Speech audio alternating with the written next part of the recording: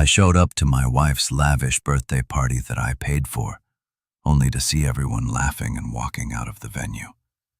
Mr. Always showing up late. Then my wife and her office lover walked out holding hands. "Oh, you didn't get my text? You were not invited." So I walked away, quietly canceled every payment, party, trip, and pulled out my 90% company share, $157 million worth. Minutes later, my phone lit up with 156 missed calls, and someone showed up at my door. You know that feeling when you're about to walk into what you think is going to be the highlight of your evening, only to discover you're actually the punchline of someone else's joke? Yeah, well, welcome to my Tuesday night in downtown Manhattan, where I learned that apparently being fashionably late to your own wife's birthday party isn't fashionable at all. It's just pathetic. I pulled up to the Meridian Ballroom in my Tesla, the kind of place that makes your wallet cry just from the valet parking fees. Crystal chandeliers hanging like expensive tears from a 20-foot ceiling, marble floors so polished you could probably perform surgery on them, and doormen who looked like they moonlighted as Secret Service agents. This wasn't just any venue. This was the venue. The kind of place where Manhattan's elite came to pretend they were royalty for a few hours. And guess who dropped a cool 50 grand to rent it out for the night? That's right, yours truly. The guy who was apparently about to become the evening's entertainment. I'd been stuck in that godforsaken conference room until 9:30, listening to a bunch of Japanese investors drone on about quarterly projections and market penetration strategies. You'd think after building a tech company from the ground up, I'd have learned to delegate this stuff. But no. Apparently, I'm a glutton for punishment. I kept checking my watch, knowing Clara's party started at 8. But these guys flew in from Tokyo specifically for this meeting. What was I supposed to do? Tell them to reschedule because my wife wanted to blow out some candles? So there I was, hustling down Fifth Avenue in my best Tom Ford suit, clutching a Tiffany box with Clara's birthday present inside, a vintage Cartier necklace that cost more than most people's cars. I was already rehearsing my apology speech. You know the drill. Sorry, babe, work ran late, but I'm here now, and ready to celebrate the most amazing woman in Manhattan. Classic husband damage control. But as I approached the ballroom's entrance, something felt off. People were streaming out of the building like they were fleeing a fire drill, except they were all laughing and chatting like they just had the time of their lives. I checked my phone. It was barely 10 o'clock. What kind of birthday party ends at 10 o'clock on a Tuesday? Clara's crowd usually partied until the cleaning crew started giving them dirty looks. That's when I heard it. Well, well, well. Look who finally decided to grace us with his presence. I turned to see Jessica Hartwell, one of Clara's society friends, strutting past me in a dress that probably cost more than my monthly car payment. She had that particular smirk that rich women perfect in boarding school. The one that says, "I know something you don't, and I'm going to enjoy watching you figure it out." "Mr. Always showing up late," she continued, her voice dripping with fake sweetness. "How perfectly on brand." Her little entourage giggled like she'd just delivered the comedic performance of the century. My stomach dropped faster than the stock market in 2008. I pushed through the revolving doors into the lobby, and that's when I saw them. Clara, my wife of 8 years, the woman I'd built an empire with, standing there in a silver dress that caught the light like liquid mercury. She looked absolutely stunning, which somehow made what happened next even worse. She was holding hands with Adrian Blackstone, her supposedly just a colleague from the marketing department. You know, the guy with the perfectly styled hair and the kind of jawline that makes other men question their life choices. Clara saw me, and I swear to God she actually smirked. Not smiled, not looked surprised or embarrassed or even guilty. She smirked, like she'd been waiting for this exact moment. "Oh, honey," she said, her voice carrying that fake concern that women use when they're about to deliver a knockout punch. "Didn't you get my text? You weren't actually invited to this party. Let me tell you something about texts from your wife. When she says she sent one and you didn't get it, she's lying." I checked my phone right there in front of everyone, scrolling through our message history like some desperate loser looking for breadcrumbs of his own marriage. Nothing. Not a single message since yesterday morning when she'd reminded me to pick up her dry cleaning. Adrian stepped forward and I could practically see the guy pining like a peacock who'd just discovered he had the biggest tail feathers in the zoo. "Sorry, man," he said, but his grin suggested he was about as sorry as a kid who'd just gotten away with putting gum in the teacher's hair. "Tonight's just for Clara's real friends. Real friends. Like I hadn't been bankrolling this woman's lifestyle for the better part of a decade." The lobby was still buzzing with her guests, and I could feel their eyes on me like I was some kind of zoo exhibit. Ladies and gentlemen, feast your eyes on the husband who thought he was invited to his own wife's birthday party. I could practically hear the commentary in my head. Some of them looked embarrassed for me, which somehow made it worse. There's nothing quite like pity from people you've been buying drinks for at charity galas for years. Clara adjusted her purse, a Hermes bag I'd bought her for Christmas, and took Adrian's arm like they were posing for some twisted version of a wedding photo. "Thanks for paying for everything, though," she added, her voice as casual, as if she was thanking me for holding a door. "The flowers were gorgeous, and the champagne was absolutely divine. Crystal really does make everything more special." That's when it hit me. This wasn't some spur-of-the-moment decision. This wasn't Clara suddenly deciding to exclude me because of some random argument we'd had. This was planned, orchestrated. She'd let me pay for the entire party, the venue, the food, the flowers, the band, the premium bar service, knowing full well she was going to humiliate me in front of everyone we knew. I was like some kind of unwitting financier to my own public execution. Adrian leaned in and whispered something in her ear that made her laugh. The kind of laugh she used to give me back when we were building the company together, back when we were a team instead of whatever this toxic mess had become. They brushed past me like I was invisible, like I was just another piece of furniture in this overpriced lobby. And you know what the worst part was? I didn't say anything. I didn't demand an explanation. Didn't ask why. Didn't even tell them what I really thought about their little performance. I just stood there like an idiot, watching my wife walk away with another man after spending my money on a party I wasn't welcome at. The rational part of my brain was screaming at me to do something, say something, make some kind of scene that would at least preserve a shred of my dignity. But instead, I turned on my heel and walked away. Because sometimes the most powerful thing you can do is refuse to give people the reaction they're expecting.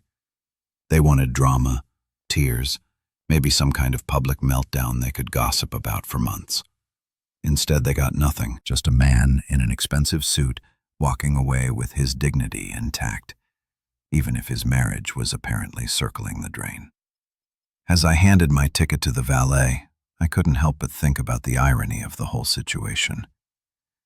I'd built a tech company worth hundreds of millions, survived boardroom battles that would make Game of Thrones look like a children's tea party, and negotiated deals with some of the shrewdest investors on Wall Street. But apparently, I couldn't even navigate my own marriage without walking face first into a humiliation that would probably be the talk of Manhattan's social scene for weeks.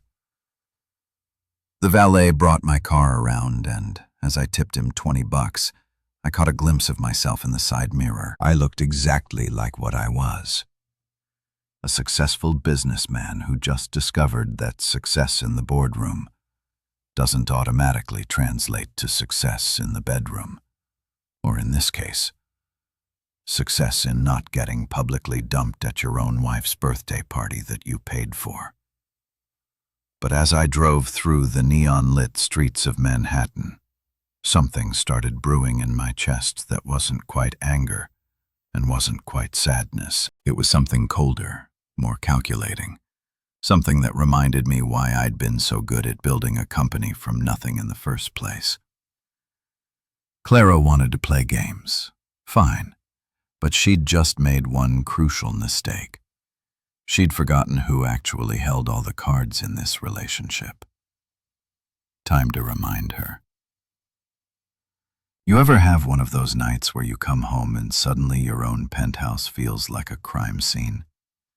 Yeah, that was me at 11:30 p.m., standing in my marble-floored foyer, still wearing the suit I'd planned to charm investors in. Except now it felt more like armor after a battle I didn't even know I was fighting. The elevator ride up to the 42nd floor had been the longest 90 seconds of my life.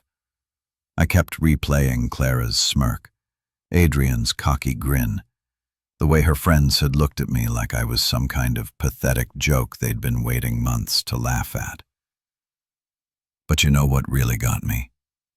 The sheer audacity of it all. The woman had literally used my credit card to humiliate me. It was like paying someone to punch you in the face and then saying thank you. I loosened my tie, a silk Air number that Clara had bought me for our anniversary last year, back when she still pretended to care about keeping up appearances, and headed straight for my home office. This room was my sanctuary, the one place in our shared space that was purely mine.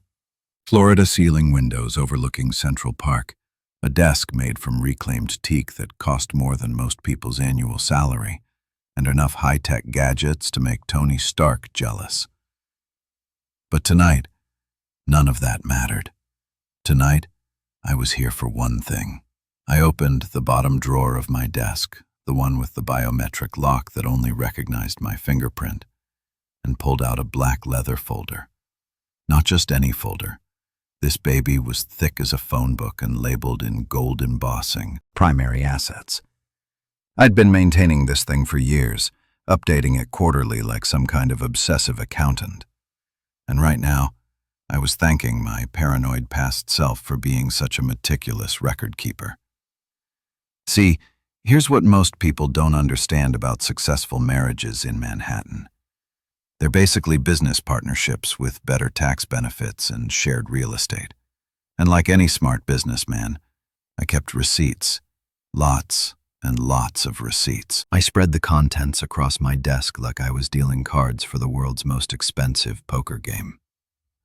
First up, the corporate structure documents. Beautiful, boring legal paperwork that told a very simple story. I own 90% of Clarigen Technologies, the AI startup we built together. Clara might have been the face of the company, doing TED Talks and magazine interviews, but I was the guy who'd actually written the algorithms, secured the patents, and convinced venture capitalists to throw money at us like we were printing gold. The funny thing about being the quiet partner in a power couple is that everyone assumes you're just along for the ride. Clara had done such a good job playing the brilliant CEO role that half of Manhattan probably thought I was some kind of trophy husband. Little did they know that every line of code, every strategic decision, every major investor meeting had my fingerprints all over it. I was like the wizard behind the curtain, except instead of running Oz, I was running a company worth $300 million. Next in the pile, financial documents that would make an IRS agent weep with joy. Bank statements showing every transfer I'd made to Clara's personal accounts over the past 3 years. And let me tell you, those numbers were eye-watering. We're talking about $200,000 a month in living expenses that somehow included weekly spa treatments, a personal trainer who charged more than most lawyers, and enough designer clothes to stock a small boutique. Then there were the travel receipts. Oh, the travel receipts. First-class flights to Paris, Milan, Tokyo, all charged to my American Express Black Card. Hotel suites at the Four Seasons that cost more per night than most people's rent. Private jets for weekend getaways that Clara insisted were essential for networking. I'd been bankrolling her lifestyle like some kind of financial sugar daddy, and she'd been living it up while apparently planning to kick me out of my own life. But the real kicker? The invoices from tonight's party, every single expense meticulously documented, because that's how you run a business and apparently how you run a marriage when your wife treats both like her personal piggy bank. The venue rental, $12,000. The catering, $18,000 for food that probably cost $3 to make. The floral arrangements, $8,000 for flowers that would be dead by morning. The premium bar service, $15,000 for top-shelf liquor that I wasn't even allowed to drink. I pulled out my calculator, an old-school Texas Instruments that I'd had since college, because sometimes you need something tangible when you're dealing with numbers that feel too surreal to be real. $53,000. That's what Clara's little humiliation party had cost me. 53 grand for the privilege of being publicly dumped by my own wife in front of half of Manhattan's social elite. And let's talk about that guest list for a hot minute. I recognized most of the faces streaming out of that ballroom, and you know what they all had in common? They were people who'd benefited from my generosity over the years. Investment opportunities I'd shared, charity galas I'd sponsored, business connections I'd facilitated. These weren't Clara's friends. They were people who'd been networking with my money and my influence for years. Jessica Hartwell, the woman who delivered that delightful Mr., always showing up late, singer. Her husband's construction company had gotten $1 million contract through connections I'd made. The Berkowitz couple who'd been laughing as they walked past me. I'd personally recommended them for membership at the country club where they spent every weekend. Even that smug investment banker whose name I couldn't remember but whose face screamed, "I peaked in prep school." I'd thrown business his way that probably bought him his summer house in the Hamptons. I sat back in my leather chair, the kind that cost more than most people's cars, and stared at the evidence spread before me. It was like looking at a financial autopsy of my marriage. Every receipt, every bank transfer, every investment told the same story. I'd been funding my own irrelevance for years. But here's the thing about being a successful entrepreneur. You don't get there by accepting bad deals. And you definitely don't get there by letting people walk all over you. Sure, I'd been blindsided tonight, caught completely off guard by Clara's little power play. But now I was in my element. This was just another business problem that needed solving, another challenge that required strategic thinking and cold, hard numbers. I opened my laptop and started pulling up account information, corporate credit cards, travel accounts, investment portfolios, all the financial threads that held Clara's lifestyle together. It was like looking at a spider web, except instead of catching flies, this web had been catching my money for years, while I'd been too busy building our empire to notice how much of it was flowing in one direction. The humiliation from tonight was already crystallizing into something much more useful. Resolve, pure, undiluted determination. Clara wanted to erase me from her public life. Fine, but she'd just made one catastrophic miscalculation. She'd forgotten that in this relationship, I wasn't just the guy who showed up late to parties. I was the guy who paid for them. I was the guy who made them possible in the first place. And if she thought she could use my money to humiliate me and then walk away hand in hand with her office boyfriend like nothing had happened, well, she was about to learn a very expensive lesson about the difference between being married to someone and actually owning them. I reached for my phone and started scrolling through my banking apps. Time to see just how much Clara's newfound independence was really worth without my financial backing. Spoiler alert, it wasn't going to be nearly as much as she thought. The folder sat open on my desk like a roadmap to revenge. And for the first time since walking into that ballroom, I started to smile. Not a happy smile, This was something colder, more calculated. This was the smile of a man who'd just realized he'd been playing checkers while everyone else thought they were playing chess. Game on, Clara. Game on. So, here's the thing about having a photographic memory for passwords and account numbers. It comes in real handy when you're planning to systematically dismantle someone's entire financial universe.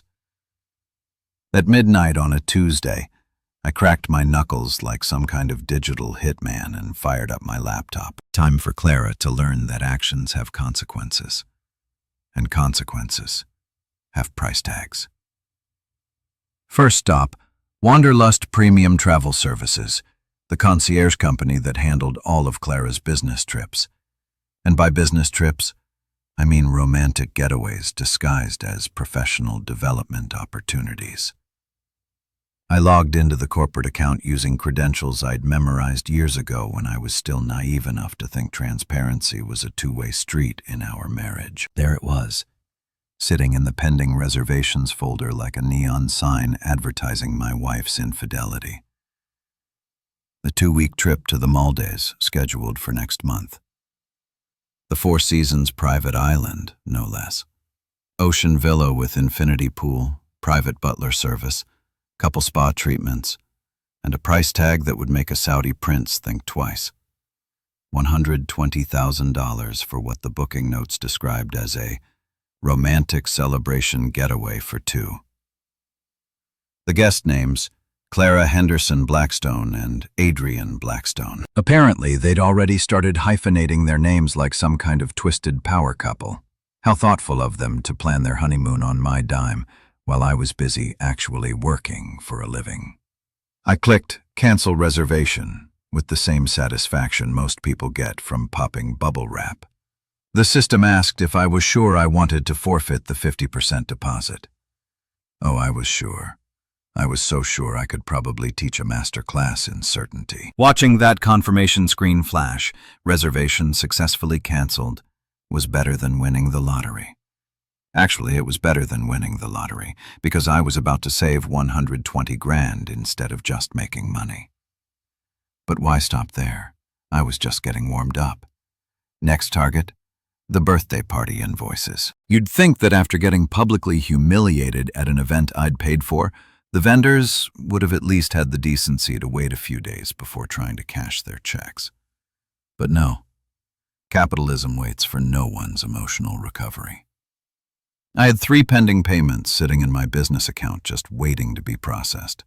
Prestige catering services, $18,000 for food that I'd watched other people eat while being told I wasn't invited to consume it. Sterling Floral Design, $8,000 for arrangements that had probably already been thrown in the trash. Meridian Ballroom, $12,000 for the privilege of renting a space where my wife could publicly destroy me. Click, click, click. Stop payment on all 3. The banking system even asked me to provide a reason for each cancellation. I typed, "Services not rendered as agreed," with a kind of petty satisfaction that probably wasn't healthy but felt absolutely fantastic in the moment. Now, here's where things got interesting. I pulled up Clara's corporate credit card account, the Platinum American Express that I'd gotten her when she became the public face of our company. This wasn't just any credit card. This was the kind of plastic that opened doors, got you into exclusive restaurants without reservations, and basically served as a golden ticket to the lifestyle Clara had become accustomed to. The transaction history read like a diary of denial. Berdiv Goodman for $1,000 last Tuesday. Apparently, finding the perfect outfit for publicly dumping your husband requires premium shopping. Lou Bernardine, $800 for dinner for 2 last Friday. Guess who wasn't the +1 for that romantic evening? A jewelry store in Soho, $12,000 for something called promise rings. I nearly choked on my coffee. Promise rings for her and Adrian, bought with my money. I called the credit card company's Platinum customer service line, the one that connects you directly to a human being who actually speaks English and doesn't make you navigate through 17 different menu options. "This is Marcus Henderson," I said to the representative who answered on the second ring.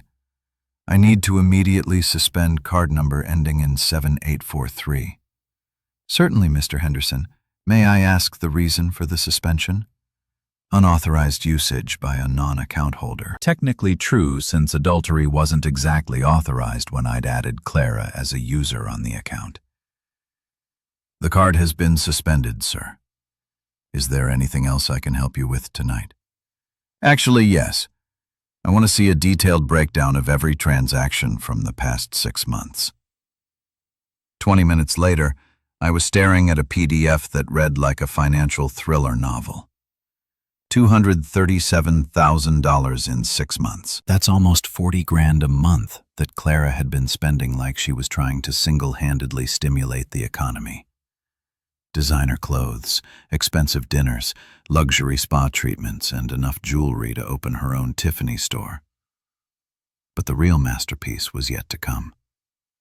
I logged into Clarigen Technologies' corporate banking system, the nerve center of our $300 million empire. This was where the serious money lived, where investor funds sat waiting to be deployed, where payroll got processed, where the magic happened that kept our 150 employees fed and our shareholders happy. I pulled up the main operational account, the one that held our working capital. $157 million just sitting there like a dragon's hoard waiting for someone brave enough to claim it. This money represented years of grinding, of 18-hour days of convincing skeptical investors that our AI technology was going to change the world. This money was the lifeblood of everything Clara had built her public persona around. And legally speaking, 90% of it belonged to me. I navigated to the transfer controls, the section of the banking system that only someone with my level of access could reach. The screen showed options for moving money between accounts, setting up automatic payments, and most importantly, for tonight's purposes, freezing funds. There was a little drop-down menu that said Reason for Freeze with options like Audit Review, Legal Hold, and Executive Override. I selected Executive Override because, well, I was the chief executive and I was definitely overriding some things. Tonight, the system asked me to confirm the amount I wanted to freeze. I typed in $157 million. And for a moment, I just stared at those numbers on the screen. This wasn't just money. This was power. This was the ability to make or break not just Clara's lifestyle, but the livelihoods of everyone who worked for us. This was the nuclear option in corporate warfare. But you know what? Clara had fired the first shot when she decided to humiliate me in front of everyone we knew. She'd chosen to treat our marriage like a hostile takeover, so now she was going to learn what a real hostile takeover looked like. I clicked Confirm Freeze. The screen went blank for about 3 seconds. 3 seconds that felt like 3 hours. And then a message appeared. Funding pool locked. Access restricted to primary account holder only. Below that, in smaller text, this action has been logged and all authorized users have been notified via automated email.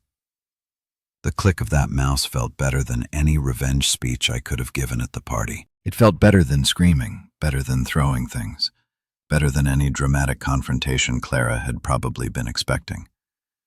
This was clean, professional, and absolutely devastating.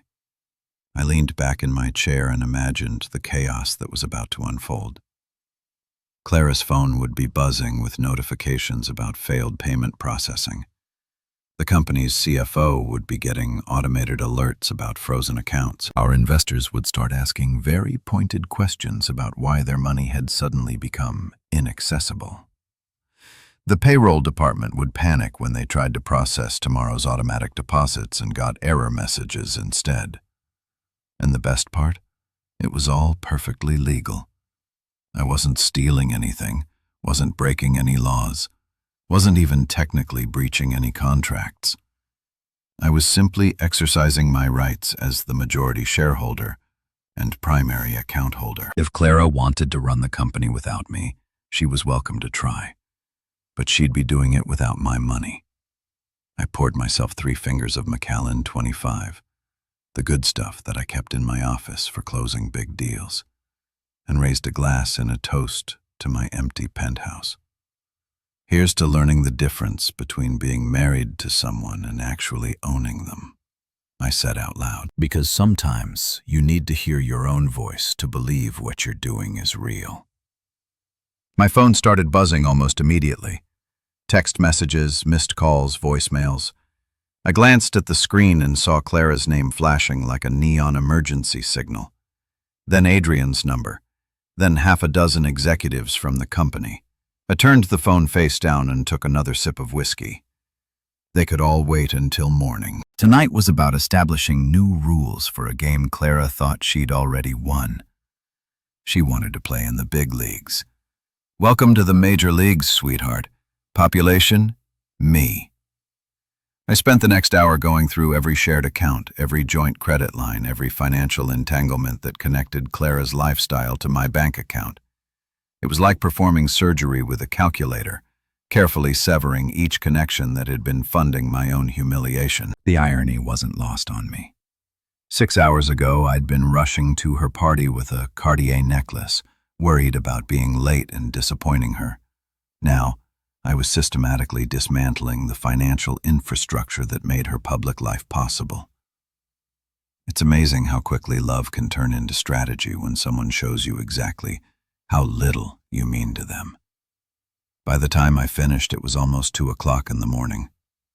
Manhattan was quiet, except for the occasional taxi honking 42 floors below. I looked out at the city lights, at all those windows representing other people's lives, other people's problems, other people's marriages that maybe weren't complete disasters.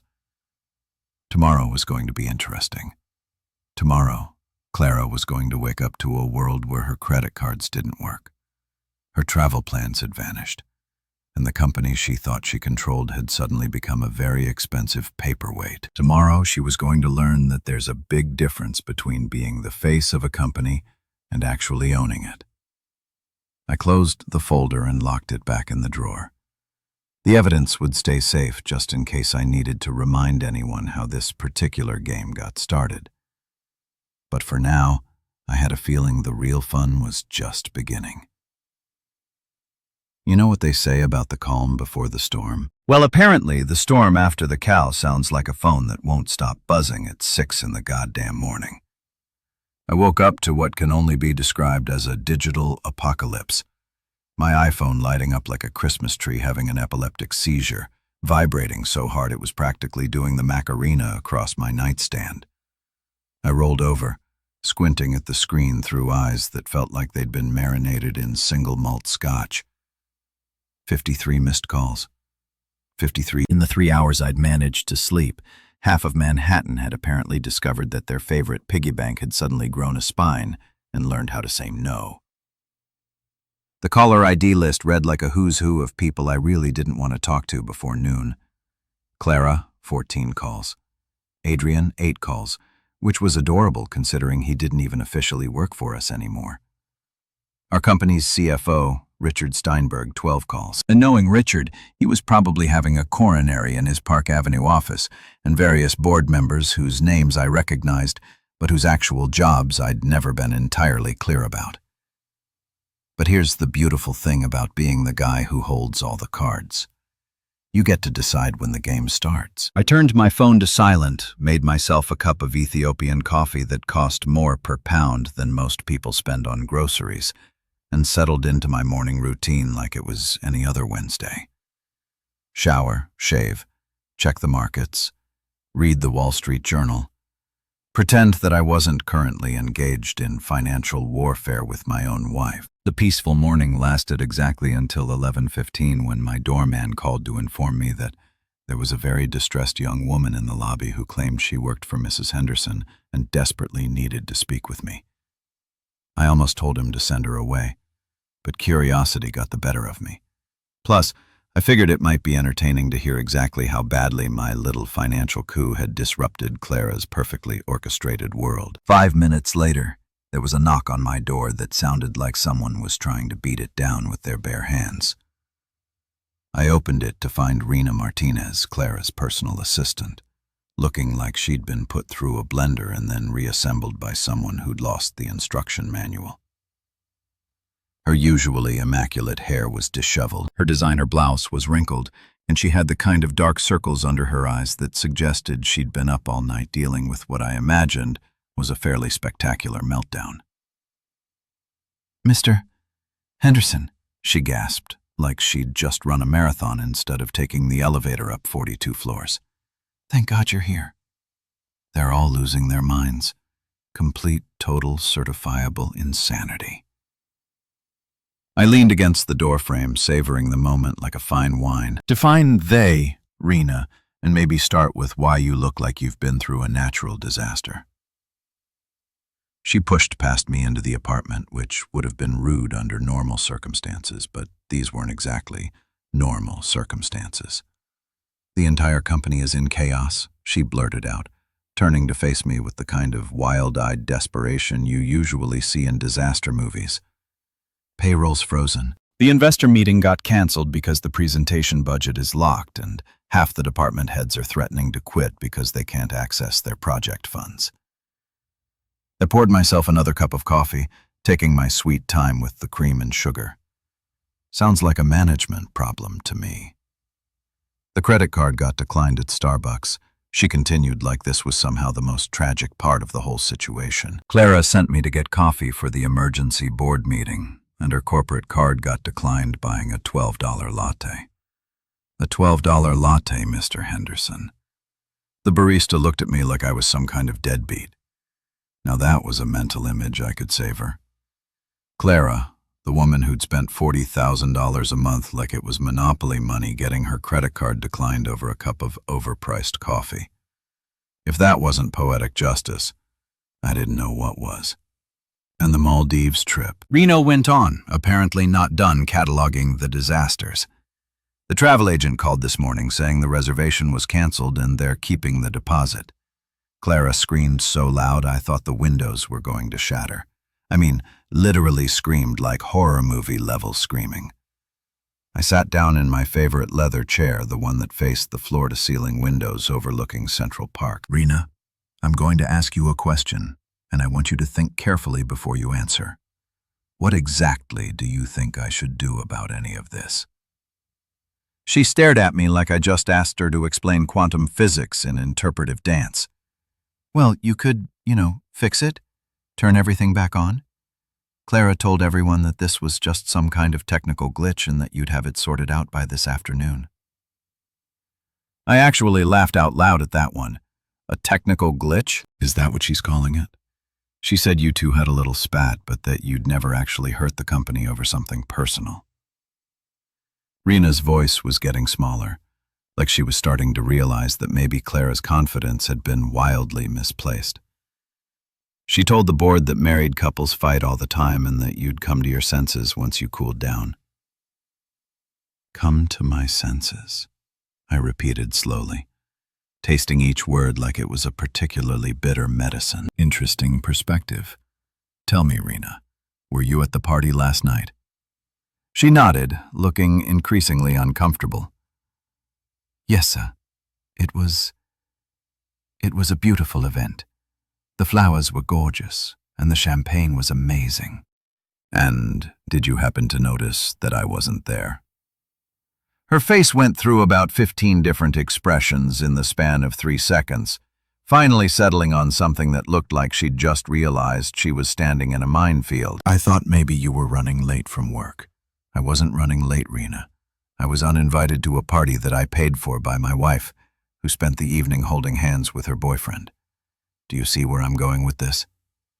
The color drained from her face faster than water down a sink. Oh shit. Oh, Mr. Henderson, I'm so sorry. I didn't realize that Clara had publicly humiliated me using my own money." "Yeah, most people didn't realize that. Funny how that works." She stood there for a moment, apparently trying to process the fact that this wasn't just some random marital squabble that would blow over by dinner time. This was full-scale nuclear warfare, and Clara had just discovered that she'd brought a water gun to a missile fight. "What? What will it take?" she finally asked, her voice barely above a whisper. "To fix this. I mean, to get everything back to normal." I sat down my coffee cup and really looked at her for the first time since she'd arrived. Reno was a good kid, 26, fresh out of Columbia Business School, sharp as a tack, and unfortunately caught in the crossfire of a marriage that had just exploded in spectacular fashion. None of this was her fault, but she was about to become collateral damage in Clara's war against reality. "Normal," I said, standing up and walking to the window. "Rena, sweetheart, there is no normal anymore. Normal died last night when your boss decided to treat me like hired help at my own expense." "But surely there's something." "Oh, there's definitely something," I interrupted, turning back to face her. "But it's not going to be what Clara wants to hear.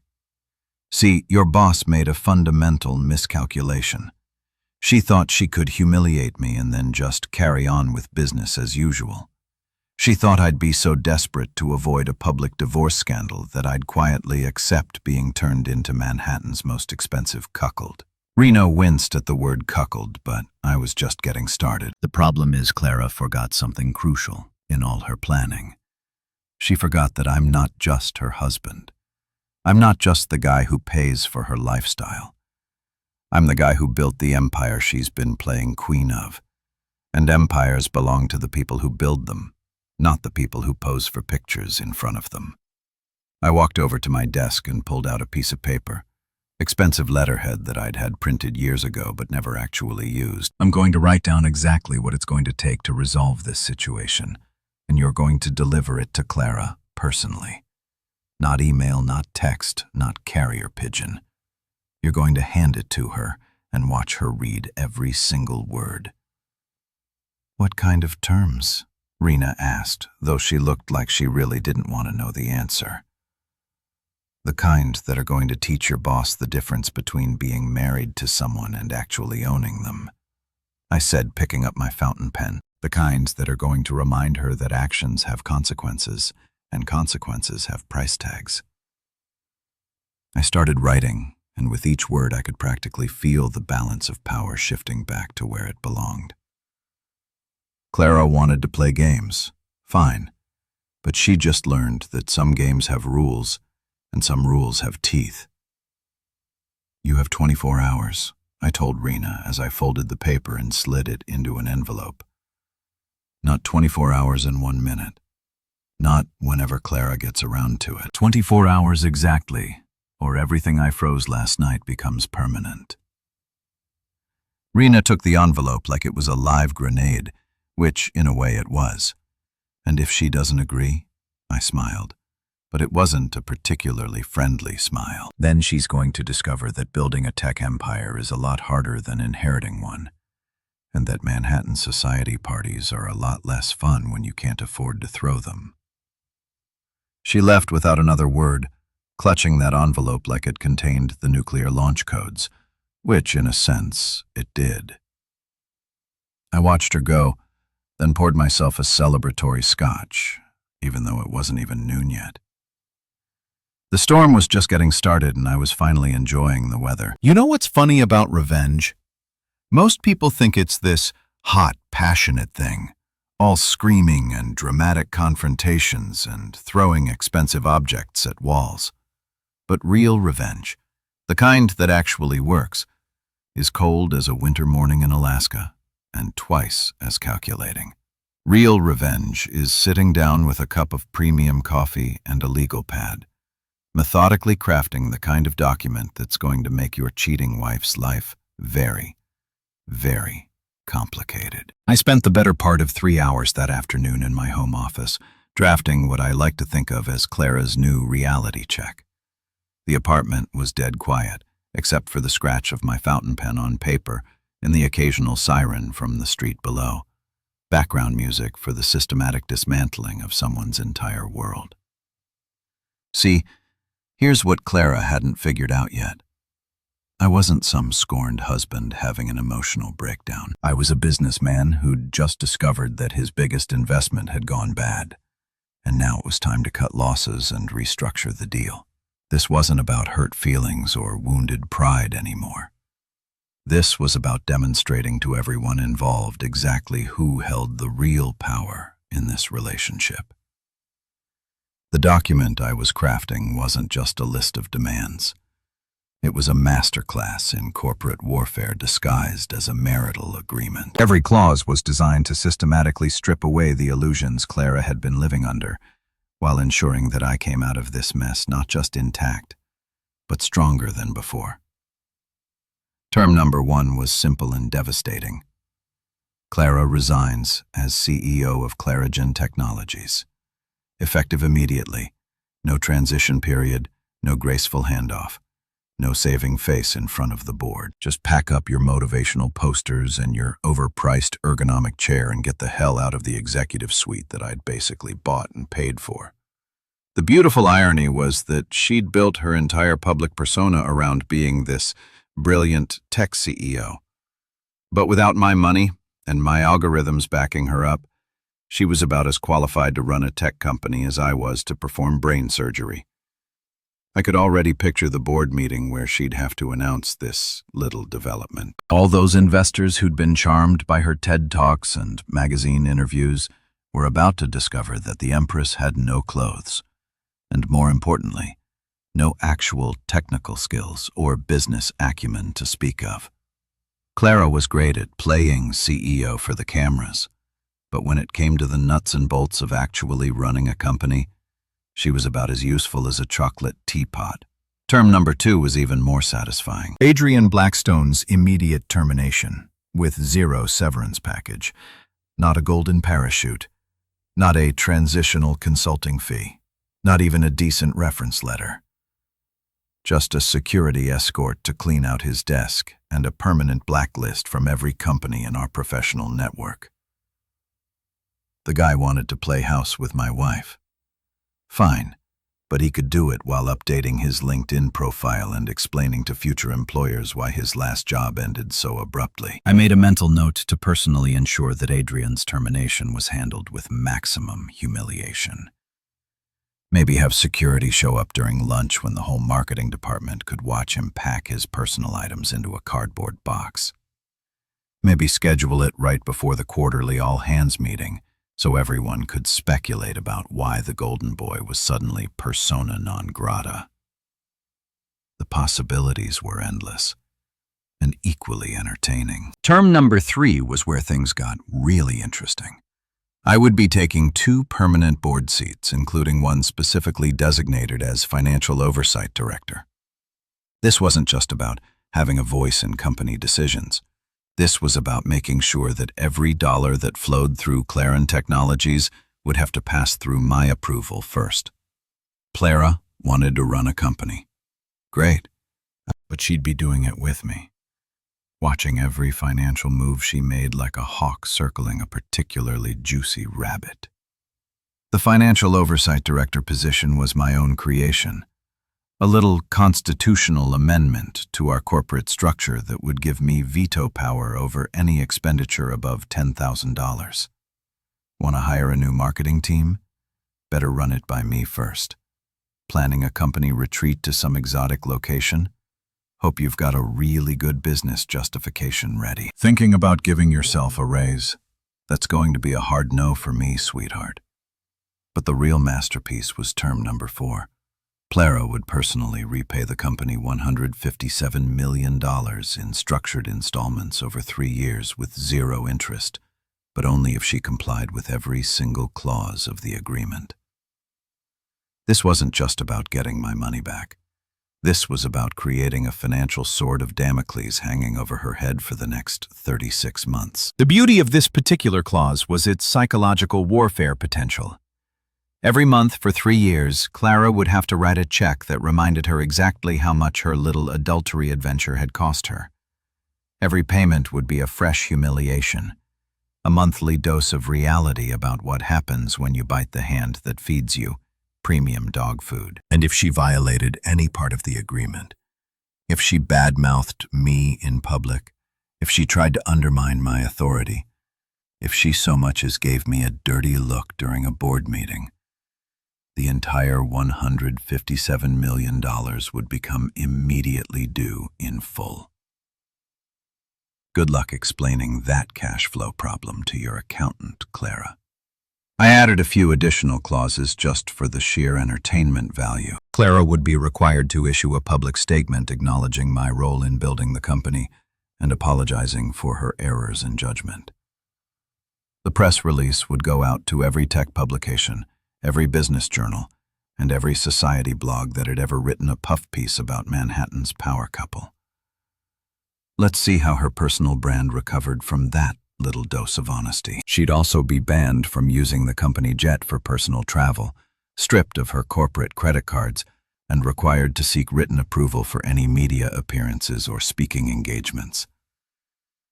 Basically, I was turning her from a CEO into a very expensive intern with anger management issues. The final clause was my personal favorite.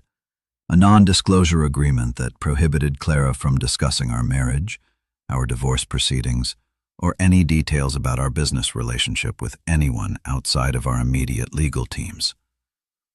This wasn't just about protecting my privacy. This was about making sure that Clara couldn't spin this story to make herself look like the victim. No crying to reporters about how mean her husband was being. No sympathy interviews about the challenges of being a woman in tech. No book deals about surviving corporate betrayal. I read through the document one more time, checking for loopholes or ambiguities that a smart lawyer might exploit. It was airtight, comprehensive, and absolutely devastating. Clara was about to learn that there's a big difference between being married to a tech mogul and actually being one yourself. The clock on my desk showed 4:47 p.m. I'd spent nearly 4 hours crafting this particular piece of legal poetry, and every minute had been worth it. This wasn't just a settlement agreement. This was a complete restructuring of Clara's entire existence, designed to remind her daily that actions have consequences, and that some people are a lot better at playing hardball than others. I folded the document carefully and slid it into a manila envelope, then called down to my doorman. "Patrick, could you have someone pick up an envelope for delivery? It needs to go to the Clarigen Technologies office building, 43rd floor. Attention, Clara Henderson. And delivery only. Signature required." "Of course, Mr. Henderson. Anything else?" "Yeah," I said, looking out at the Manhattan skyline where, somewhere in a glass tower, my soon-to-be ex-wife was probably having the worst day of her professional life.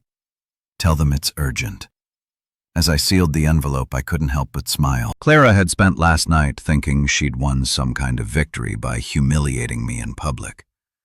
But she'd made one crucial mistake. She'd confused tactics with strategy. Sure, she'd gotten her moment of triumph, her little power play in front of all her society friends. But I was about to show her the difference between winning a battle and winning a war. And this war was going to be absolutely epic. You know that moment when you're enjoying a perfectly good evening of watching your enemies squirm from a distance, and then reality decides to come knocking on your door, literally knocking, in this case at exactly 11:30 p.m. on what had otherwise been a spectacularly satisfying Thursday night. I'd spent the evening doing what any reasonable person would do after delivering a corporate death sentence to his cheating wife, drinking expensive scotch and reading the Wall Street Journal like nothing had happened. My phone had been buzzing all day with increasingly frantic calls from various board members, investors, and what I assumed were Clara's flying monkeys. But I'd maintain radio silence like a submarine captain in enemy waters. The beauty of having the nuclear codes to your own company is that everyone else can panic while you sit back and enjoy the show.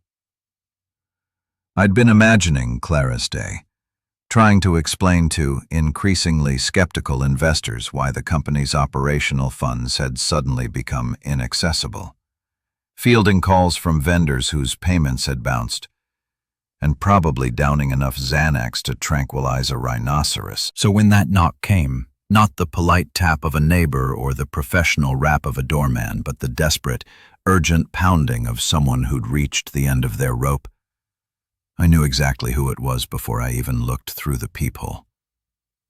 Clara stood in my hallway looking like she'd been put through an industrial washing machine and hung out to dry on a highway. Her usually perfect hair was disheveled in a way that screamed, expensive salon visit gone horribly wrong.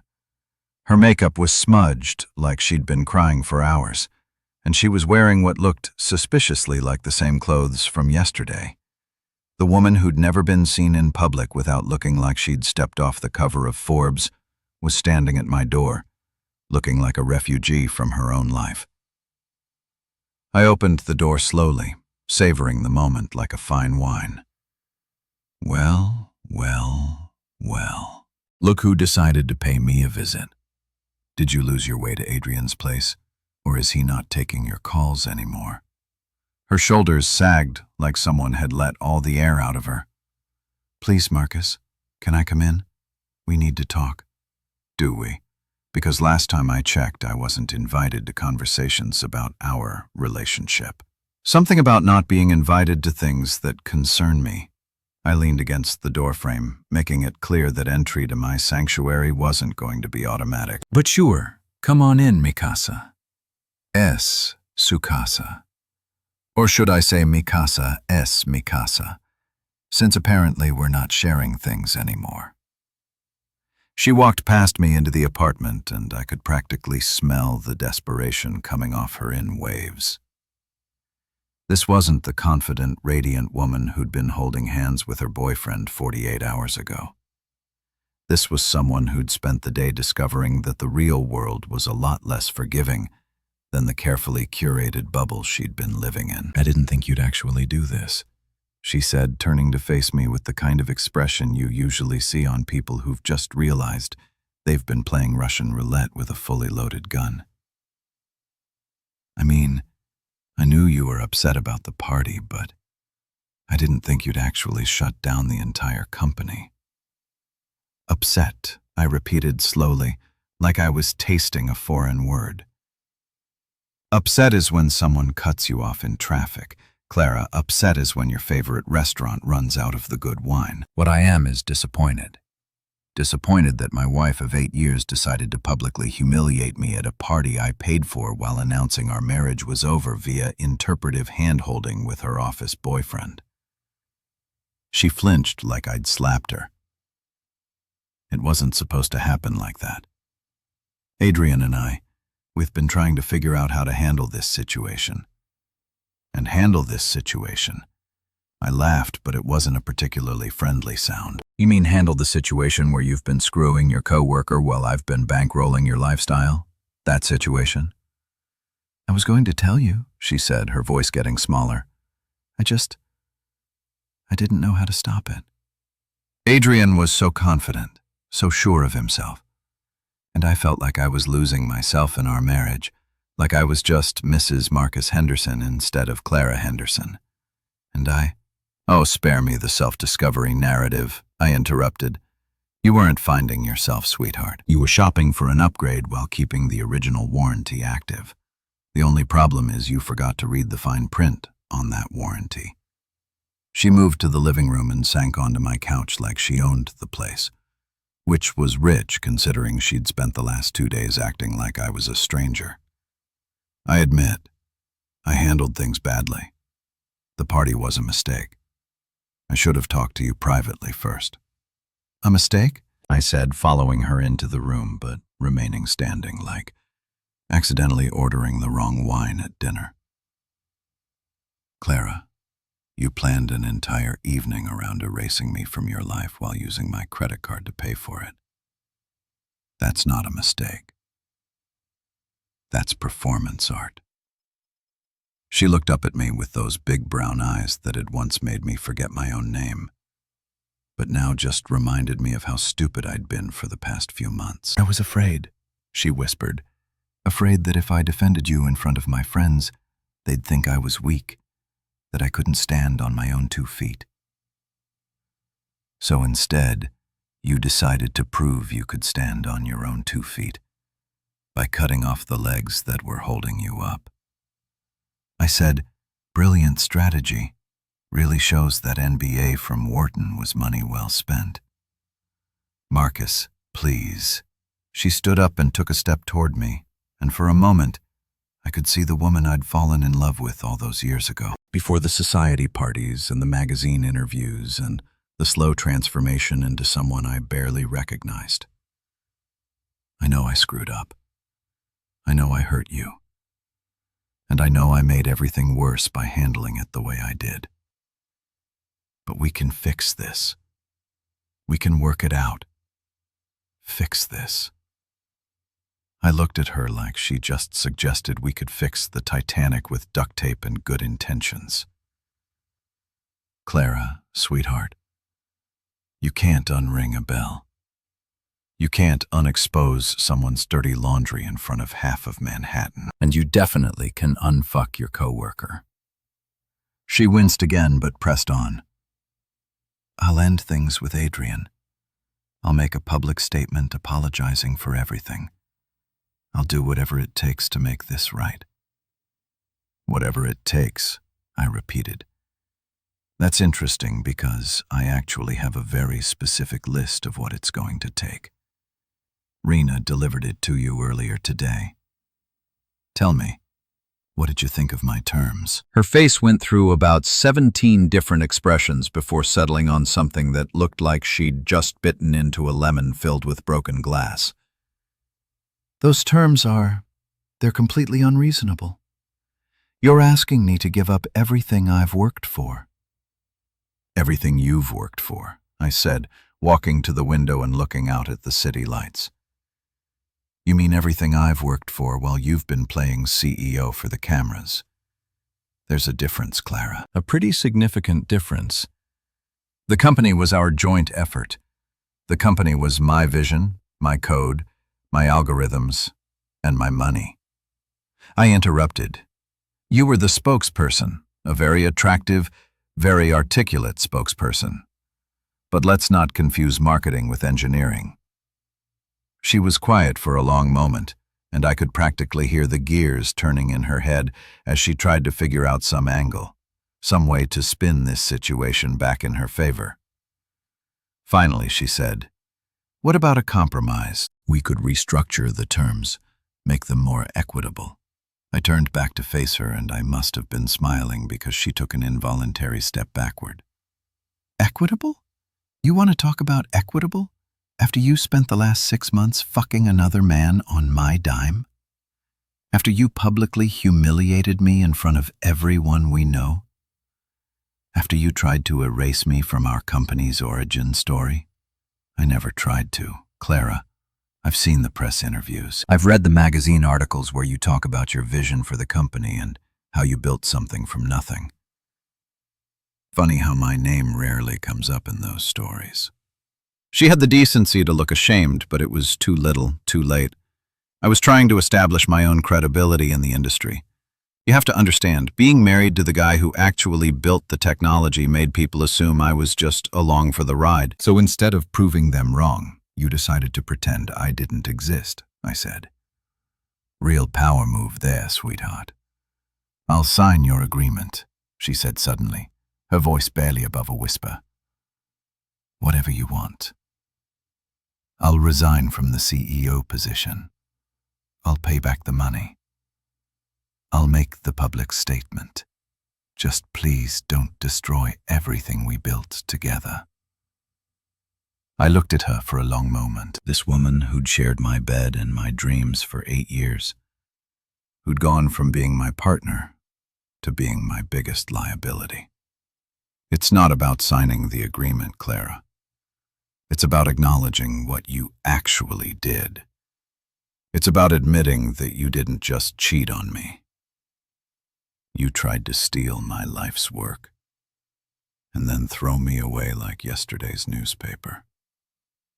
I admit it, she said, tears starting to flow down her cheeks. I admit that I was selfish and stupid and cruel. I admit that I took you for granted and treated you like you were disposable, when you're the reason any of this exists in the first place.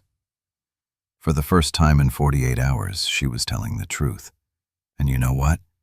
It felt pretty damn good to hear it. Good, I said. That's a start. But admitting it to me isn't enough. You need to admit it to everyone else, too. Every investor, every employee, every society reporter who ever wrote a puff piece about Manhattan's power couple. You need to tell the truth about who actually built this empire and who was just posing for pictures in front of it. She nodded frantically like a bobblehead doll in an earthquake. Yes, anything. I'll do anything to make this right. I handed her a tissue and watched her try to repair the damage to her makeup. We'll see about that, Clara. We'll see about that. The woman who'd walked into my apartment an hour ago had been desperate. The woman who was leaving was something else entirely. Defeated, humbled, and finally ready to face the consequences of thinking she could play in the big leagues without knowing the rules. Tomorrow was going to be very interesting indeed. There's something deeply satisfying about walking into a room full of people who've been scrambling like headless chickens for the past 48 hours. Especially when you're the guy who's been calmly orchestrating their panic from the comfort of your leather armchair. The Clarigen Technologies boardroom at 9 a.m. sharp on Friday morning was like a scene from a corporate thriller. Except, instead of being the guy getting fired, I was the one holding the pink slips. I'd chosen my outfit carefully for this little performance. My best Tom Ford suit, the navy one that cost more than most people's monthly rent, paired with Italian leather shoes that clicked authoritatively against the marble floors as I made my entrance. When you're about to restructure someone's entire universe, you might as well look good doing it. The glass-walled conference room overlooked Manhattan from the 43rd floor, and on any other day, the view would have been breathtaking. Today, though, all eyes were focused on the long mahogany table where our company's future was about to be decided. The irony wasn't lost on me that this was the same room where Clara had been holding court for months, playing queen of the tech world, while I'd been content to stay in the background, pulling the actual strings. Clara was already seated at the far end of the table, looking like she'd aged about 5 years since her midnight visit to my apartment. Her usually immaculate appearance had been replaced by something that screamed damage control. Conservative business attire, minimal makeup, and the kind of haunted expression you see on politicians who've just been caught with their hands in the cookie jar. She wouldn't meet my eyes, which was probably smart considering what was about to happen to her career. The rest of the board was a collection of nervous energy and barely contained panic. Richard Steinberg, our CFO, looked like he'd been mainlining espresso and antacids for the past 2 days. Jennifer Walsh from Investor Relations kept checking her phone like she was expecting news that the apocalypse had been officially scheduled. Even Marcus Chun, our usually unflappable legal counsel, had the expression of a man who just realized he was about to witness either a miracle or a massacre.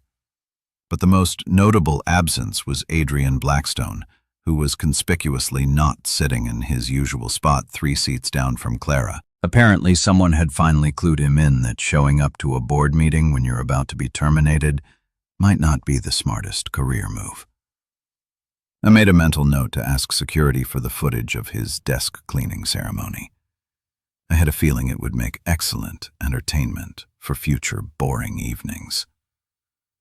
I took my seat at the head of the table, the spot that had technically been mine all along, but that I'd rarely bothered to occupy. Funny how quickly things change when you stop being polite and start being real about who actually owns what.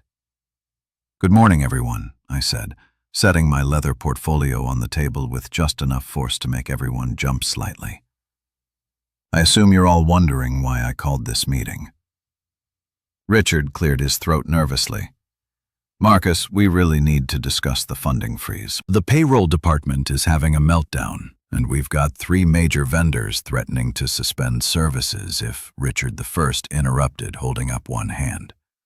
Before we discuss operational concerns, I think we need to address some fundamental issues about company leadership and accountability.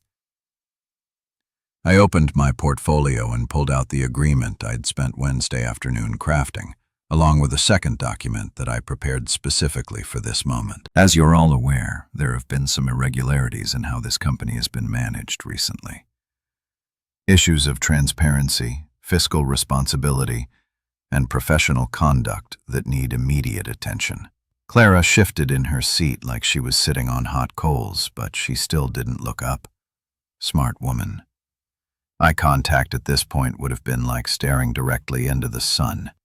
Effective immediately, I continued, there will be some changes to our executive structure. First, Clara Henderson will be resigning from her position as Chief Executive Officer, effective today. The silence that followed was so complete you could have heard a pin drop in the next building.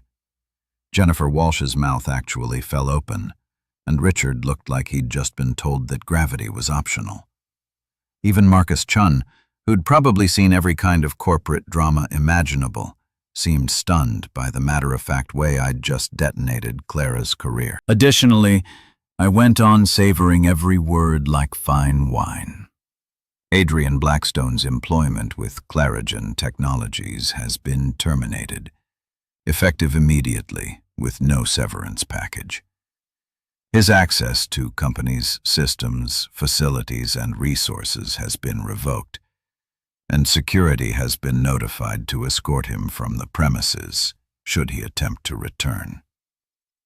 That got some actual gas from around the table. Apparently, everyone had suspected something was going on between Clara and Adrian, but nobody had expected it to result in such swift and decisive consequences. Welcome to the real world, kids, where actions have consequences, and consequences have price tags. Clara finally looked up, and the expression on her face was equal parts resignation and relief. She'd probably been dreading this moment since I'd handed her that agreement. But now that it was actually happening, she seemed almost grateful to have it over with. I want to make something very clear to everyone in this room, I said, standing up and walking to the floor-to-ceiling windows that overlooked the city.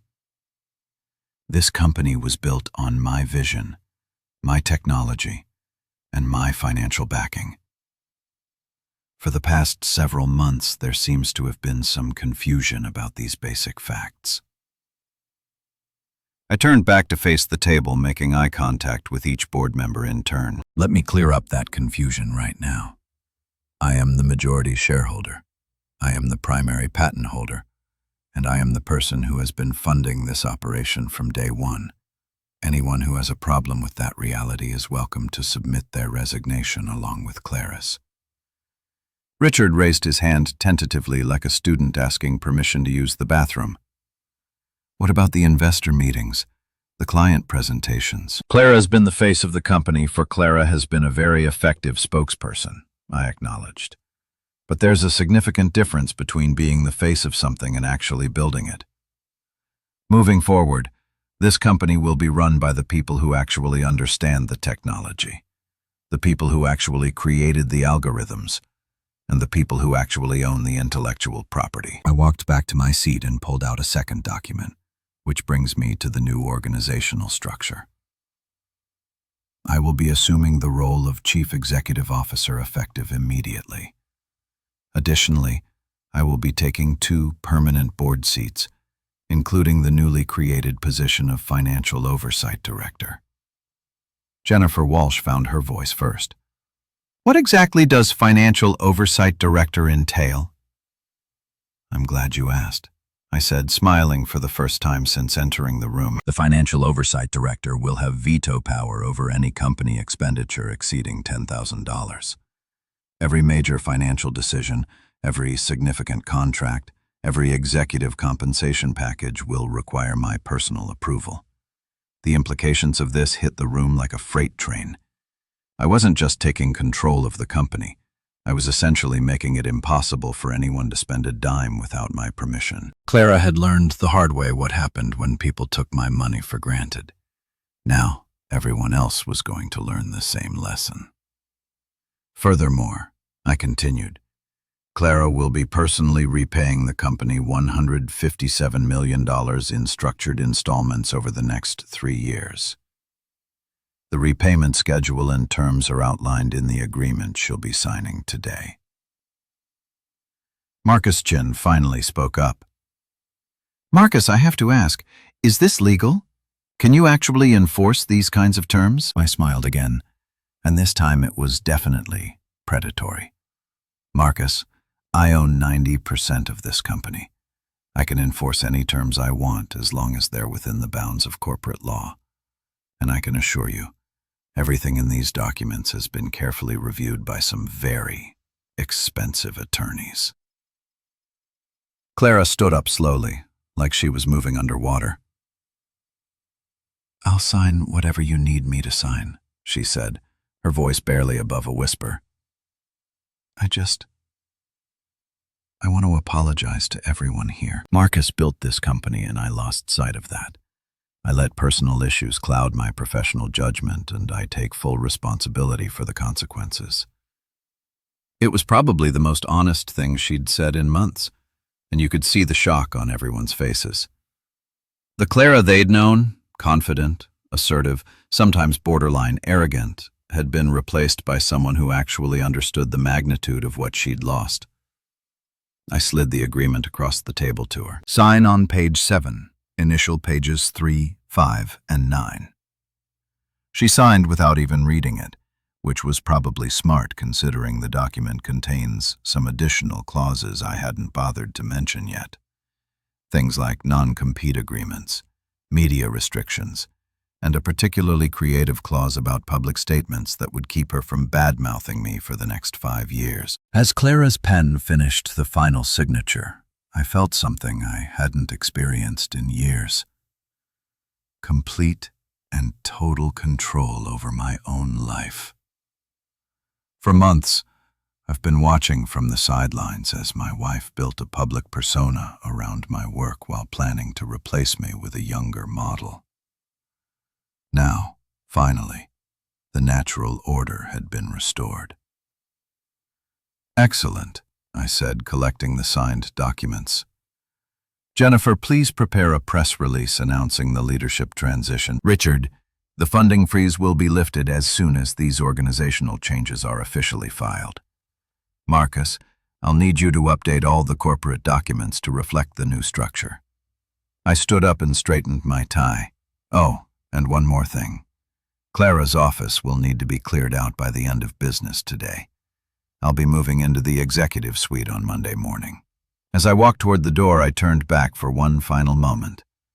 Welcome to the new Clarigen Technologies, everyone. I think you're going to find it's a much more efficiently run operation. The silence behind me was deafening, but I could practically feel the respect in the room. For the first time in months, nobody was looking at me like Clara's husband, who happened to know some code. They were looking at me like the guy who built a $300 million empire and wasn't afraid to take it back when someone tried to steal it. The revolution was complete, and it felt absolutely fantastic. You know what's funny about revenge?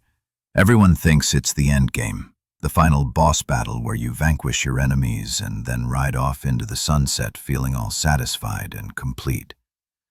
But here's the thing nobody tells you about revenge. It's actually just the appetizer. The real main course is what you do with your life after you've finished destroying the people who tried to destroy you. 2 weeks after the boardroom revolution that had basically nuked Clara's entire professional existence, I was sitting in my Tesla outside a converted warehouse in Brooklyn, staring at a hand-painted sign that read, Bright Layer AI, Innovating Tomorrow Today. The slogan was cheesy as hell, but there was something refreshingly honest about a startup that didn't try to hide behind corporate speak and million-dollar marketing budgets. This wasn't some random visit. I'd been tracking Bright Layer for months, ever since their founder had pitched to Clara and gotten shot down faster than a paper airplane in a hurricane. See, about 6 months ago, this young developer named Leah Chun had vaulted into our conference room with a revolutionary idea for adaptive AI learning systems. The kind of technology that could genuinely change how machines process information, not just make existing systems marginally more efficient. Clara had dismissed the whole thing in about 15 minutes. Too niche, she'd said, waving her hand like she was swatting away an annoying fly. The market isn't ready for that level of complexity. We need to focus on commercial applications that can scale immediately. Translation: she didn't understand the technology well enough to see its potential, so she decided it was garbage. I, on the other hand, had been quietly following Leah's progress ever since. While Clara was busy playing CEO and planning her exit strategy with Adrian, I'd been watching this kid basically revolutionize artificial intelligence from a warehouse in Brooklyn with nothing but determination, brilliant code, and what appeared to be an unlimited supply of energy drinks. The building itself looked like every other startup workspace in Brooklyn. Exposed brick walls, industrial lighting, and the kind of deliberately casual aesthetic that screamed, "We're too cool for traditional office space." But as I walked through the front door, I could immediately tell this wasn't just another tech bro operation trying to disrupt the breakfast industry or create an app for raiding your neighbor's lawn. The main workspace was buzzing with the kind of focused energy you only see when people are working on something they actually believe in. About a dozen developers were scattered around high-end workstations, and the walls were covered with white bars full of algorithms that made my engineers' hearts sing. These weren't people playing startup. These were people building the future. Leah spotted me before I'd made it 3 steps into the workspace. She was exactly what you'd expect from a 26-year-old MIT grad who decided to revolutionize AI instead of taking a safe job at Google. Jeans, sneakers, and a hoodie that probably cost less than Clara spent on lunch, but with the kind of sharp, intelligent eyes that told you she could probably code circles around half of Silicon Valley. "Marcus Henderson," she said, walking over with a grin that was equal parts excited and nervous. "I have to admit, when your assistant called and said you wanted to visit, I thought it was some kind of prank." "Aren't you supposed to be running Clarigen Technologies?"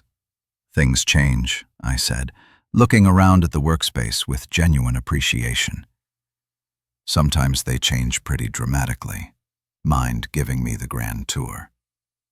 For the next hour, Leah walked me through BrightLayer's technology stack, and I have to say, it was like being a kid in the world's smartest candy store. What she'd built wasn't just innovative. It was the kind of breakthrough that comes along maybe once in a decade. Her adaptive learning algorithms could process and integrate new information in ways that made existing AI systems look like pocket calculators. The best part? She'd done it all with a shoestring budget and a team of developers who were working for equity and the promise of changing the world. No corporate bureaucracy, no marketing department dictating technical decisions, no executives who thought machine learning was something that happened at the gym. "The problem we keep running into," Leah explained as we stood in front of a wall-sized monitor displaying real-time performance metrics, "is funding. We've got the technology, we've got the team, but trying to scale without serious capital is like trying to build a rocket ship with a bicycle budget." "How much are we talking about?" I asked, though I was pretty sure I already knew the answer. "For proper scaling, to build out the infrastructure, hire the additional talent we need, and really push this technology to market." She paused, probably trying to figure out if she was about to scare away her first real investor. "We're looking at about 12 million for the next 18 months. 12 million. Clara had probably spent more than that on her wardrobe over the past 3 years. I'd watched her drop 20 grand on a single dinner party without blinking. But here was someone asking for enough money to potentially revolutionize artificial intelligence, and she was nervous about whether it was too much. "Tell me something, Leah," I said, leaning against one of the workstations.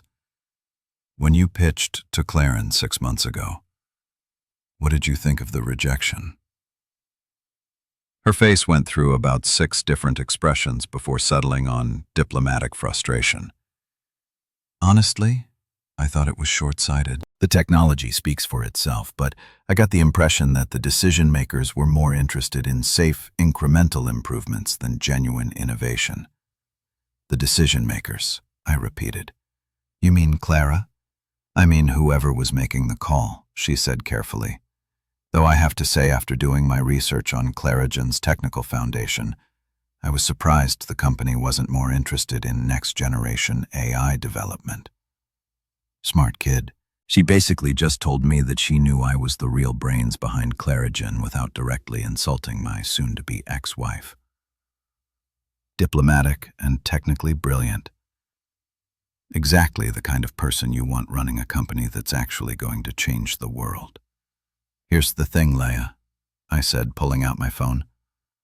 I'm about to make you an offer, and I want you to think very carefully before you answer. I'm prepared to provide $12 million in seed funding, plus an additional $8 million for expansion capital. In exchange, I want a 40% equity stake and a seat on your board of directors.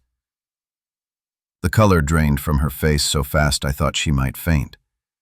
Are you serious? $20 million. Dead serious. But I'm not just offering money. I'm offering partnership. My technical expertise, my industry connections, my experience building and scaling AI companies. This isn't just an investment. It's me betting my reputation on your vision. She was quiet for a long moment, staring at the wall of algorithms like they might provide some guidance on how to handle having your entire professional life change in the span of 30 seconds. Finally, she looked back at me with tears in her eyes. Yes, she said, her voice barely above a whisper. God, yes. You have no idea what this means. Actually, I do, I said, thinking about the last 2 weeks of systematically dismantling Clara's empire and rebuilding my own life from scratch. I know exactly what it means to get a second chance to build something real. We spent the next 2 hours going over technical specifications, business plans, and growth projections. By the time I left Brightlayer that afternoon, I felt something I hadn't experienced in years. Genuine excitement about the future. Not the hollow satisfaction of destroying my enemies, but the deep, sustainable joy of creating something meaningful. As I drove back into Manhattan, I couldn't help but contrast this visit with the countless corporate meetings I'd sat through at Clarigen, where half the conversation was about optics and market positioning and maintaining our competitive advantage. At Brightlayer, the only thing anyone cared about was building technology that could actually make the world better. Clara had spent months trying to erase me from our company's origin story, painting herself as the visionary founder while I played the role of supportive tech husband. But sitting in that Brooklyn warehouse, watching Isla's team work on algorithms that could revolutionize how machines think, I realized something important. I didn't need to be part of someone else's story anymore. I was ready to write my own. The funny thing about having your life blown up by your cheating wife is that it forces you to figure out who you really are when you strip away all the external validation and social expectations. For 8 years, I'd been Marcus Henderson, husband of tech CEO Clara Henderson. For the past 2 weeks, I'd been Marcus Henderson, the guy who'd spectacularly destroyed his wife's career and taken back his company. But driving through Brooklyn that afternoon, I realized I was ready to be something else entirely. Marcus Henderson, the guy who found the next generation of technological innovators and helped them change the world. It beat the hell out of being known as the guy whose wife screwed him over at his own birthday party. The quiet satisfaction I felt wasn't about revenge anymore. It was about possibility, about building something new instead of just tearing down something old, about finding people who shared my vision of what technology could accomplish when it wasn't filtered through corporate bureaucracy and personal agendas. Clara could keep her society parties and her magazine interviews and her carefully curated public persona. I had something better. The chance to work with people who cared more about changing the world than looking good while they did it. And honestly, that felt like the best revenge of all. You know what's better than revenge? Watching your ex-wife publicly admit that she's been taking credit for your life's work while simultaneously apologizing for treating you like a financial ATM with a wedding ring. And you know what's even better than that? Getting to approve the exact wording of that apology, like you're editing a particularly satisfying piece of corporate fiction. It was a crisp Tuesday morning in November when Clara and I met at Café Luna, one of those overpriced Manhattan coffee shops where investment bankers go to feel cultured and society wives gather to plan charity galas that are really just excuses to show off their latest Hermes bags. I chosen the location specifically because it was public enough that Clara couldn't make a scene, but private enough that we could have a real conversation without half of Manhattan's social elite pretending not to eavesdrop. Clara was already waiting when I arrived, sitting at a corner table and staring at her laptop screen like it contained the nuclear launch codes. She looked different. Gone was the perfectly styled hair and the designer outfit that screamed, "I'm too important to check price tags." Instead, she was wearing jeans and a simple sweater, minimal makeup, and the kind of resigned expression you see on people who finally accepted that their 15 minutes of fame are officially over.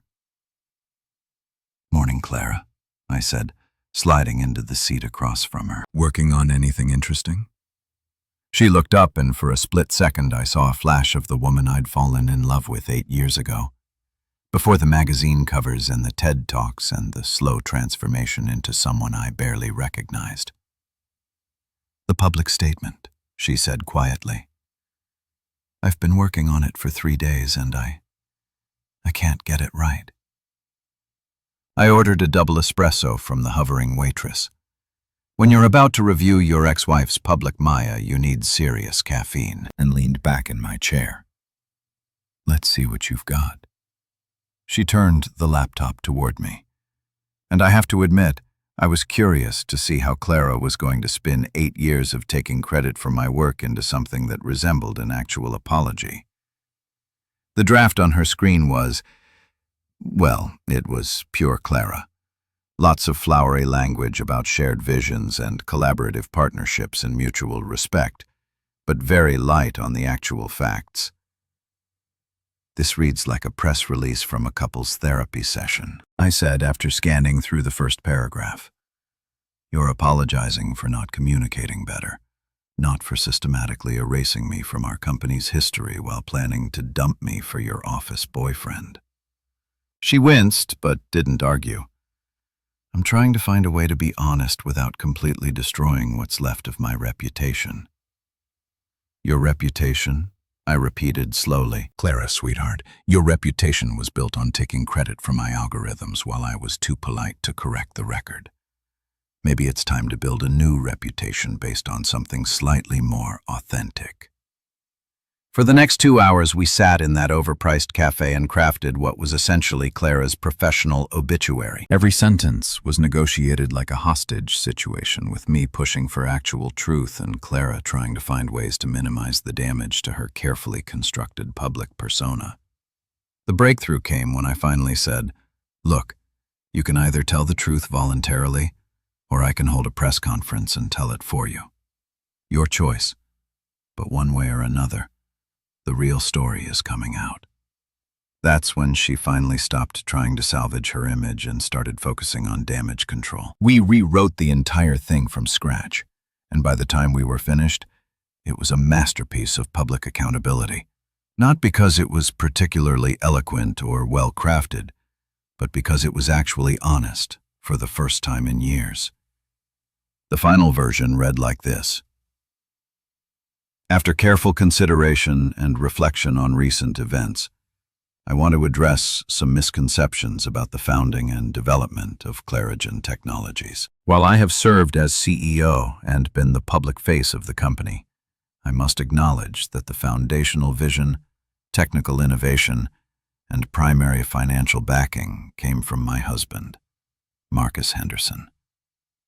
Marcus developed the core algorithms that power our AI systems, secured the initial patents, and provided the strategic technical leadership that made our company possible. My role was primarily in business development and public relations, though I allowed myself to be portrayed as the primary founder in various media appearances.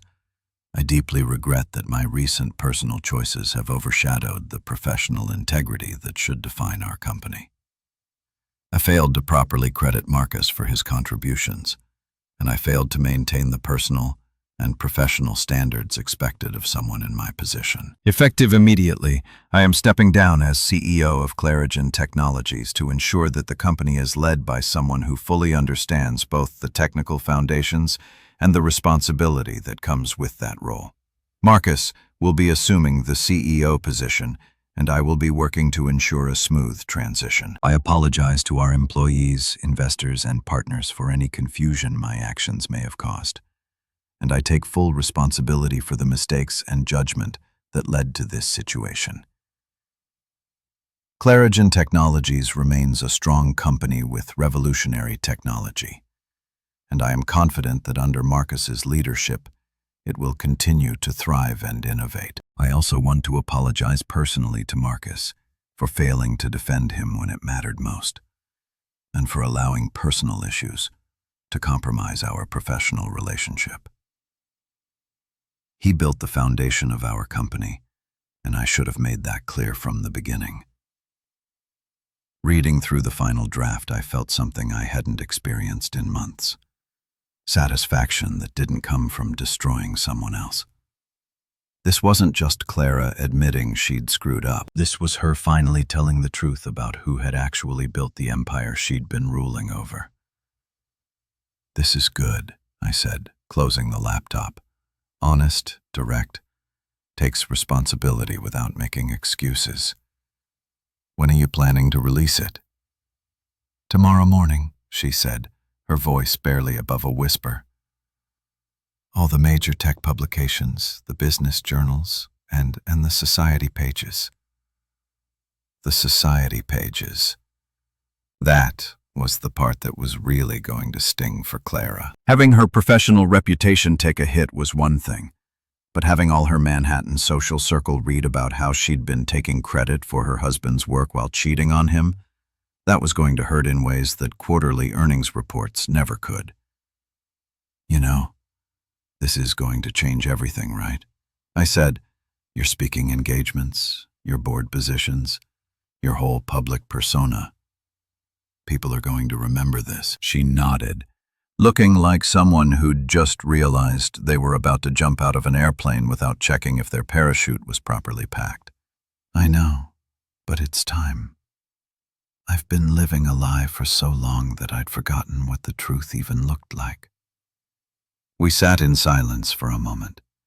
Two people who'd once planned to build a life together, now negotiating the terms of how to tear it down with maximum honesty and minimum collateral damage. "For what it's worth," Clara said finally, "I am sorry. Not just about the statement or the company or even Adrian. I'm sorry that I turned into someone who could treat you the way I did. You deserved better." And you know what? She was right. I had deserved better. I deserved a wife who was proud of our partnership instead of trying to erase me from it. I deserved someone who wanted to build something together instead of stealing credit and planning an exit strategy. But sitting in that cafe, watching Clara finally take responsibility for the choices that had blown up our marriage and her career, I realized something important. I didn't need her apology anymore. I didn't need her acknowledgement or her regret or her admission that she'd been wrong. What I needed was exactly what I was getting. The truth told publicly by the person who'd been lying about it for years.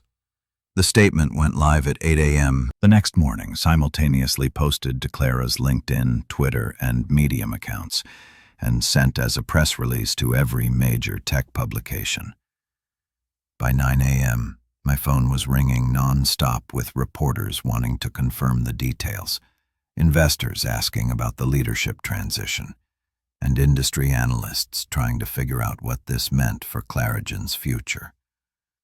But the best call came at 10:15 a.m. from Laia at Bright Lair. "Holy shit, Marcus," she said, and I could hear the excitement in her voice. "Did you see the TechCrunch article? They're calling you the silent genius behind one of the decade's most innovative AI companies. This is huge for the industry. Finally, people are going to know who really built that technology." And that's when it hit me. This wasn't just about Clara admitting her mistakes or salvaging what was left of our professional relationship. This was about setting the record straight for everyone who'd ever wondered how someone with Clara's background had supposedly revolutionized artificial intelligence overnight. The truth was finally out there, and it felt better than any revenge I could have imagined.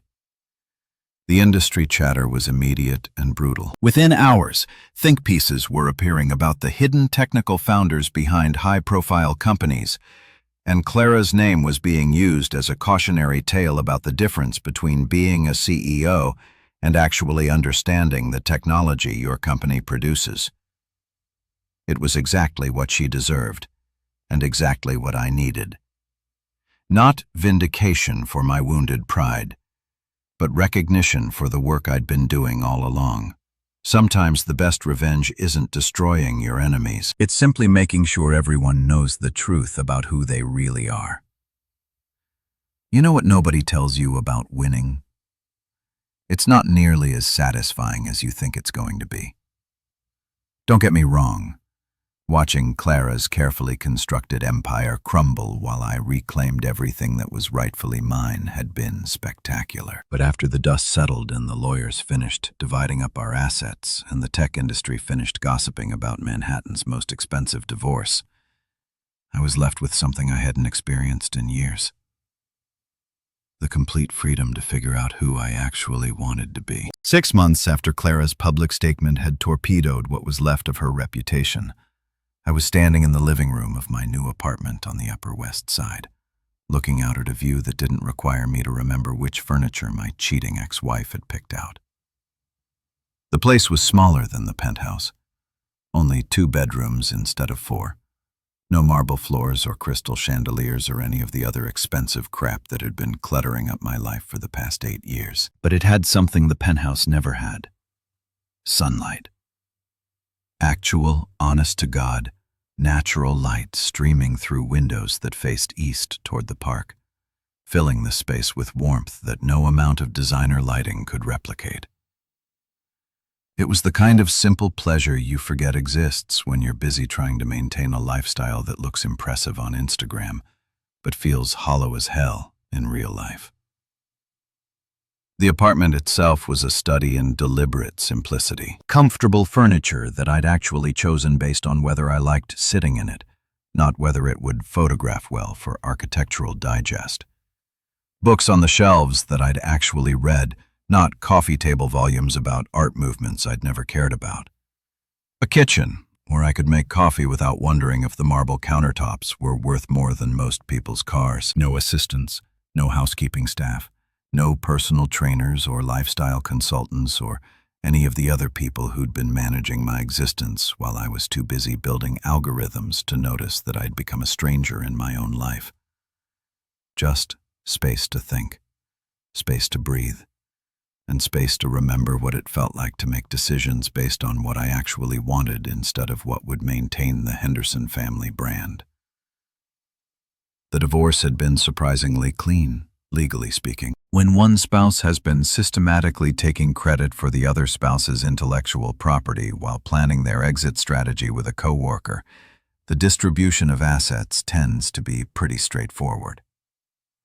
Clara got to keep her personal belongings and a modest settlement that would allow her to maintain a comfortable lifestyle, as long as she didn't try to recreate her previous spending habits. I got everything else: the company, the patents, the real estate, and, most importantly, the satisfaction of knowing that justice had been served with compound interest. But the real victory wasn't financial. The real victory was waking up every morning and not having to wonder what fresh humiliation was waiting for me at the office, or what expensive mistake Clara had made that I'd have to quietly fix. The real victory was being able to look in the mirror and see someone who'd finally learned the difference between being successful and being authentically happy. I'd been spending most of my time mentoring young entrepreneurs, people like Leia, who had brilliant ideas but needed someone with experience to help them navigate the brutally competitive world of tech startups. It was the kind of work that actually felt meaningful, helping people build something real instead of just accumulating wealth for its own sake. The Brightlayer investment had been paying off beyond my wildest expectations. Law's team had secured 3 major corporate clients, and their adaptive AI technology was getting the kind of industry attention that Clara had always craved, but never actually earned. Better yet, working with them reminded me why I'd fallen in love with technology in the first place. Not for the money or the status, but for the sheer intellectual joy of solving problems that nobody else could solve. I'd also started teaching a graduate seminar at Columbia, sharing what I'd learned about building tech companies with the next generation of engineers and entrepreneurs.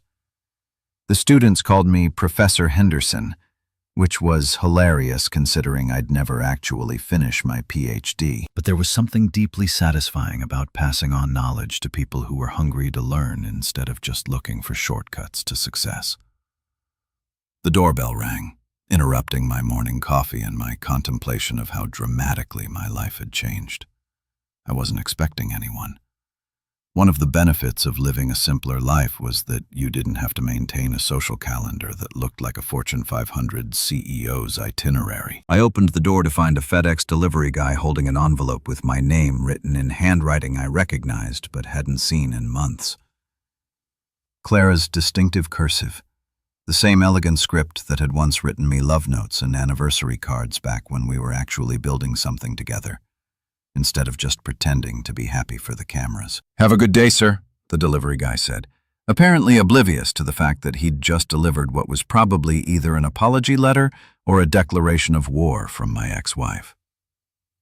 I took the envelope back to my living room and set it on the coffee table, a simple wooden piece that I'd bought because I liked the grain pattern, not because some interior designer had told me it would photograph well for a lifestyle magazine. For about 10 minutes, I just stared at it, trying to decide if I actually wanted to know what Clara had to say 6 months after her public statement had effectively ended her career in tech. Finally, curiosity got the better of me. I opened the envelope and found a single sheet of paper with a brief, handwritten note. "Marcus, I know I have no right to contact you after everything that happened, but I wanted you to know that I've been following the news about Brightlayer and your work at Columbia. I'm genuinely happy that you're building something positive instead of just tearing down what we had together." I left the public spotlight and moved to Portland last month. I'm working for a small nonprofit that helps underserved communities access technology education. It's not glamorous, and the pay is terrible. But it's the first time in years that I felt like I was actually contributing something meaningful to the world, instead of just playing a role. I don't expect forgiveness, and I'm not asking for anything from you. I just wanted you to know that I finally understand the difference between being famous and being worthwhile. You tried to teach me that lesson for years, but I was too busy chasing applause to listen. I hope you're happy. You deserve to be. Clara P. I saw the article about your engagement to that professor from NYU. She seems lovely, and I'm glad you found someone who appreciates who you actually are instead of just what you can provide. I had to read that last part twice before it sank in. Engagement. What engagement? I wasn't engaged to anyone, let alone a professor from NYU. Then I remembered the faculty mixer I'd attended last month, where I'd spent most of the evening talking with Dr. Sarah Shan, a brilliant computer science professor who'd been asking thoughtful questions about my work with adaptive algorithms. Someone had apparently seen us together and jumped to some very creative conclusions. The idea of being engaged to someone I'd met exactly once was absurd, but it also made me realize something important. I was ready for that kind of connection again. Not the performative relationship I'd had with Clara, where everything was filtered through public perception and social media strategy, but something real and authentic, with someone who valued substance over style. I folded Clara's letter and put it in my desk drawer, not because I wanted to keep it as some kind of memento, but because it felt like the proper ending to a chapter of my life that had taken way too long to close. She'd finally found her way to something resembling self-awareness. And while it was about 8 years too late to save our marriage, it was oddly comforting to know that she'd eventually figured out the difference between being important and being authentic. The afternoon sun was streaming through my windows, and I had a meeting with a promising startup founder in an hour, followed by dinner with colleagues who actually appreciated my sense of humor instead of just tolerating it. My calendar was full of things I'd chosen to do with people I genuinely liked, not obligations I had to fulfill to maintain some exhausting public persona. I looked around my sunlit apartment at the books I'd chosen and the furniture I'd picked and the life I'd built for myself after burning down everything that had been suffocating me for years. No assistants, no staged photos, no carefully curated social media presence. Just space to think and work and become whoever I wanted to be without anyone else's approval or applause. For the first time in years, I felt something I'd almost forgotten was possible. Complete contentment with my own choices. My worth wasn't tied to Clara's approval anymore, or to her world, or to anyone else's definition of success. I had something much better than revenge or vindication or public recognition. I had control over my own life, my own work, and my own dignity. And honestly, that was worth more than all the penthouse apartments and society parties and magazine covers in Manhattan. The war was over, and I'd won something better than victory.